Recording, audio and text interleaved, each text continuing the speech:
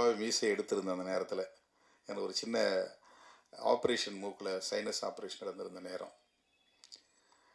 அப்போல்லாம் நான் வந்து இந்த திரைப்படத்திற்கு பெரிய முக்கியத்துவம் தரல.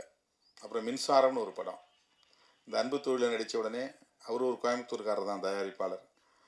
அவர் வந்து நீங்கள் தமிழ்நாடு முதலமைச்சராக நடிச்சே தீரணும் அப்படின்ட்டார். சரி, படத்துலையாவது நம்ம ஒரு நாள் முதலமைச்சராக இருப்போமே அப்படின்னு ஆசைப்பட்டு அதுக்கு நான் ஒத்துக்கிட்டேன். ஆனால் எப்படி கதை எனக்கு தெரியாது.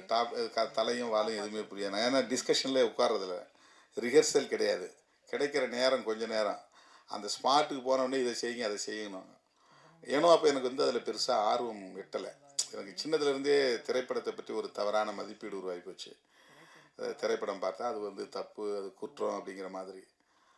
அப்படி இருந்த என்ன இன்னைக்கு தங்கமணி போன்ற இயக்குனர்கள் நிறைய திரைப்படங்களை